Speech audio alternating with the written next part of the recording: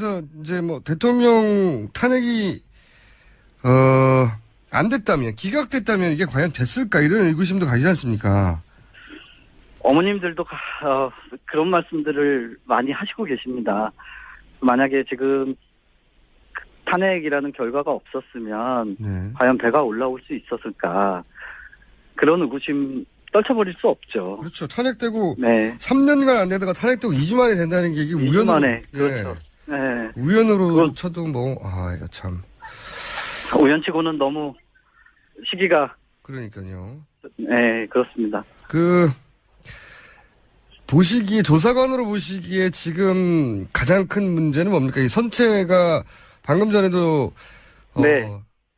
그런 문제 이야기 했는데 왜 선체를 절단하냐고 이렇게 힘들게 3년 만에 올려놓고. 저희들도 저희 특조위가 활동할 시기에도 선체 절단 계획에 대해서 반대를 했었고요. 그 반대 이유는 선체를 인양하는 목적이 아까도 전문가께서 말씀하셨지만 가장 우선적인 부분이 미습자 수속, 예. 그리고 선체가 사고의 원인을 규명하는 가장 증거지 않습니까? 예. 근데 선체 절단하게 되면 여러 가지 배선의 문제, 그리고 조타실, 기관실, 대법원에서도 분명히 판결한 것처럼 선체가 그렇게 급편침해서 침몰한 원인 중에 하나는 기계적 결함을 반드시 확인해야 된다라고 하는 게 우리나라 대법원의 판결이거든요. 네네. 그런데 그렇게 절단하게 될 경우에는 그런 조사를 할 수 있는 단초가 사라지는 결과를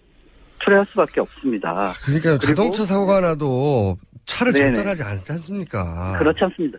맞습니다. 네. 그리고 또 그 미술자 수습과 관련돼서도 지금 한쪽으로 기울어져 있지 않습니까? 세월호가. 배를 절단하게 되면 화물들이 안에 한쪽으로 몰려 있을 텐데 네. 그 화물들이 한쪽에 몰려 있는 화물들이 무너져 내릴 수 있는 개연성도 충분히 있습니다. 근데 미습자분들이 객실에만 있다고 확신할 수가 없지 않습니까? 화물실에, 네, 그 배가 그 옆으로 있었기 때문에 그 미습자분들이 지금 어디에 있는지 정확하게 위치를 확인할 수 없는 상황에서 절단하게 되면 그 미습자들을 온전하게 수습하는 방식도 쉽지 않을 거다, 힘들 거다라고 하는 게 우리나라 대부분의 전문가들의 한결같은 의견입니다. 또 이제 그 의혹을 가지는 것이 국내 기술자들 모두가 반대하고 다른 업체 모두가 다른 방법으로 하라고 제안했음에도 불구하고 결국 이제 셀비지 방식을 채택해가지고 구멍을 140개 뚫었지 않습니까? 네네. 그러면서 선체가 훼손됐는데. 네. 근데 그 기술은 또 적용을 못했어요. 끝내.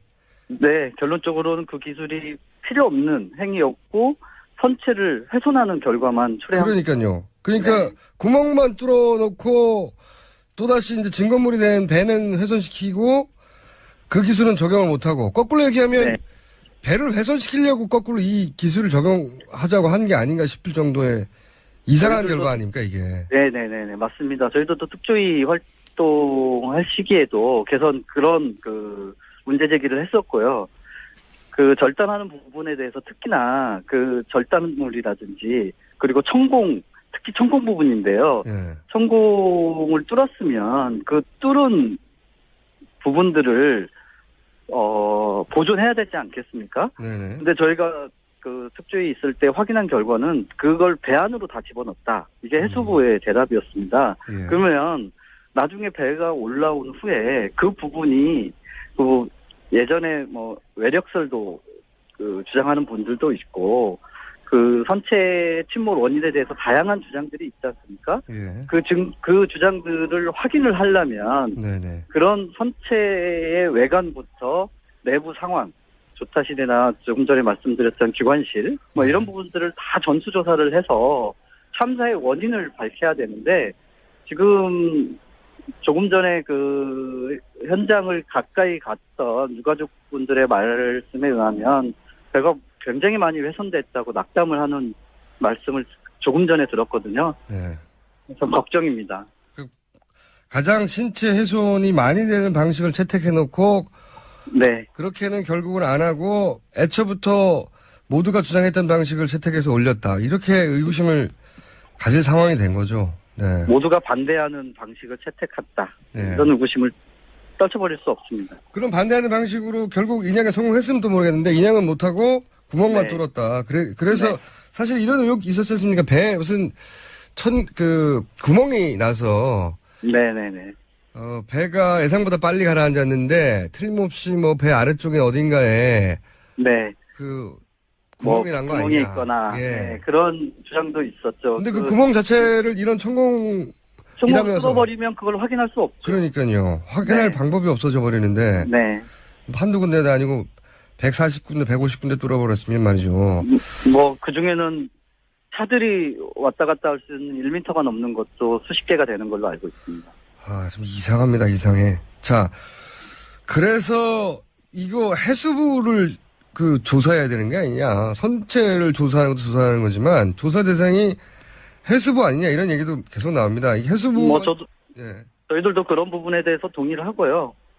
그 특조위 활동할 때도 마찬가지고 지금도 마찬가지인데 선체를 인양하는 과정 속에서 충분히 소통하고 내용을 공유하고 그리고 가족들과 협의하는 과정들이 있었으면 저희들이 이런 필요 없는 의구심을 가질 필요가 없는데요. 예. 전혀 그런 방식을 채택하지 않고 오죽하면 유가족분들이 동거차도에 텐트를 치고 네. 24시간 감시하고 이런 결과를 만들어낸 건 그건 저도 못 오겠죠. 해수부의 저는 크나큰 과오다라고 네. 생각합니다. 게다가 구멍뿐만 아니라 이제 선체를 절단까지 한다고 하니까 더더욱 네. 이게 왜 이렇게 해야 되는지 도저히 이해가 안 가는 상황인데 지금 특조위는 이제 해산이 돼버렸고 해산됐죠. 예. 네, 해산되고 저희 조사관들 특조위가 끝난 후에 강제로 종료됐지 않습니까? 네네. 네, 더 조사해야 되는 부분들이 산적해 있고 그냥 떠날 수 없다. 그래서 지금 조사관들이 한 10여 명이 남아서 지금 계속 조사 활동들을 진행하고 아니 있습니다. 그거 완전 자비로 하고 있다고 들었는데 정부가 해산했는데 9개월째 지금 무급으로 정부가 해산했는데 조사하시던 분들이 어떻게 이렇게 여기서 멈출 수 있냐고 자비로 하고 있는 걸로 저는 알고 있어요. 네, 맞습니다. 근데 이제 또 문제가 세월호 올라오는데 이 선체를 조사할 사람들이 없어서 네. 선체 조사위원회를 구성을 하긴 했는데 이게 통과되고 행정적 절차를 거치려면 2개월이 걸린다면서요. 네. 특조위의 과정들을 보면 행정적 절차를 거치는데 조사관들을 뽑는 데만 한 2, 3개월 정도 걸립니다. 그러면 그 사이에 해수부 발표로는 해수부가 조사한다고 그랬단 말이죠. 2개월 그렇게 동안 되면 예. 네, 그렇죠. 해수부가 선체를 정리하고 네. 하는 과정들을 해수부가 할 수밖에 없는 상황이죠. 2개월 동안 해수부가 안 기다리고 선체 절단하고 자기들이 조사해서 결과 발표해버리면 네. 이것도 문제 아닙니까? 그러면 조사위원회의 필요성이 없어지는 거죠. 그래서 올해 마지막 대선 마지막 본회의가 3월 28일 날 있는 걸로 알고 있거든요. 예. 반드시 3월 28일 날 위원들을 국회에서 선출해야 되고요. 위원들과 함께 조사할 수 있는 조사관들을 하루라도 빨리 예. 구성을 해서 과학적이고 객관적으로 그리고 공정하게 조사할 수 있는 선체조사위원회가 활동할 수 있도록 정부가 적극적으로 협조를 해야 됩니다. 오히려 지금 대선 기간이라서 이게 정치권에서 네. 신경을 못 쓸 텐데 그래서 더더욱 이 시점에 이게 올라온 게 아닌가 하는 생각도 듭니다. 그런 의구심이 있지만 네. 세월호는 정치적 문제가 아니지 않습니까? 우리 국민의 안전에 대한 문제이고 이건 정치적으로 해결할 문제는 아니라고 저는 생각합니다. 물론 아니죠. 네. 아닌데 이때가 정치인들이 4년, 5년 내에 가장 바쁜 시기니까 네, 그렇습니다. 그런 이유로도 지금의 시기를 고른 게 아닌가 싶은 생각도 든다는 거죠. 네. 3년을 기다려서 이 시점을 딱 택한 이유가 진작에 적용 가능한 기술들이 분명히 있었는데 그리고 그 기술을 적용했더니 지금 2주 만에 올라오는 거잖아요. 네. 참네. 그걸 3년을 기다렸는데 이 시점을 택한 이유가 있지 않겠냐는 생각도 좀 드는 거죠. 뭐 의구심이 한두 가지가 아닙니다. 사실 드는 게. 네, 끝도 없습니다. 정말. 세월호 관련해서는 조사를 하면 할수록 의구심만 더 커지는 게 세월호인 것 같습니다. 이해가는 구석이 저도 하나도 없다고 보는데 네. 자, 오늘은 여기까지 하고요. 배가 좀 더 네네. 올라와서 배 상태가 보다 분명하게 드러나면 저희가 전화 연결 한 번 더 하겠습니다. 네네네, 감사합니다. 네, 오늘 말씀 감사합니다. 네, 고맙습니다. 지금 어디에 있는지 정확하게 위치를 확인할 수 없는 상황에서 절단하게 되면 그 미수자들을 온전하게 수습하는 방식도 쉽지 않을 거다, 힘들 거다라고 하는 게 우리나라 대부분의 전문가들의 한결같은 의견입니다. 또 이제 그 의혹을 가지는 것이 국내 기술자들 모두가 반대하고 다른 업체 모두가 다른 방법으로 하라고 제안했음에도 불구하고 결국 이제 셀비지 방식을 채택해가지고 구멍을 140개 뚫었지 않습니까?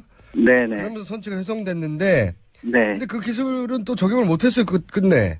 네, 결론적으로는 그 기술이 필요 없는 행위였고 선체를 훼손하는 결과만 초래한. 그러니까요. 그러니까 네. 구멍만 뚫어놓고 또다시 이제 증거물이 됐는데 왜 선체를 절단하냐고 이렇게 힘들게 3년 만에 올려놓고. 저희들도 저희 특조위가 활동할 시기에도 선체 절단 계획에 대해서 반대를 했었고요. 그 반대 이유는 선체를 인양하는 목적이 아까도 전문가께서 말씀하셨지만 가장 우선적인 부분이 미수자 수습, 예. 그리고 선체가 사고의 원인을 그러니까요. 규명하는 가장 증거지 않습니까? 예. 근데 선체 절단하게 되면 여러 가지 배선의 문제, 그리고 조타실, 기관실, 대법원에서도 분명히 판결한 것처럼 선체가 그렇게 급편침해서 침몰한 원인 중에 하나는 기계적 결함을 반드시 확인해야 된다라고 하는 게 우리나라 대법원의 판결이거든요. 네네. 그런데 그렇게 절단하게 될 경우에는 그런 조사를 할 수 있는 단초가 사라지는 결과를 초래할 수밖에 없습니다. 그러니까 그리고- 자동차 사고가 나도 차를 네네. 절단하지 않지 않습니까? 그렇지 않습니다. 맞습니다. 네. 그리고 또 그 미수자 수습과 관련돼서도 지금 한쪽으로 기울어져 있지 않습니까? 세월호가. 배를 절단하게 되면 화물들이 안에 한쪽으로 몰려 있을 텐데 네. 그 화물들이 한쪽에 몰려 있는 화물들이 무너져 내릴 수 있는 개연성도 충분히 있습니다. 근데 미수자분들이 객실에만 있다고 확신할 수가 없지 않습니까? 그렇죠. 화물실에, 네, 그 배가 그 옆으로 있었기 때문에 그 미수자분들이 배는 훼손시키고 그 기술은 적용을 못하고 거꾸로 얘기하면 네. 배를 훼손시키려고 거꾸로 이 기술을 적용하자고 한 게 아닌가 싶을 정도의 이상한 저희들도- 결과 아닙니까 이게. 네네네 맞습니다. 저희도 또 특조위 활동할 시기에도 개선 그런 그 문제 제기를 했었고요.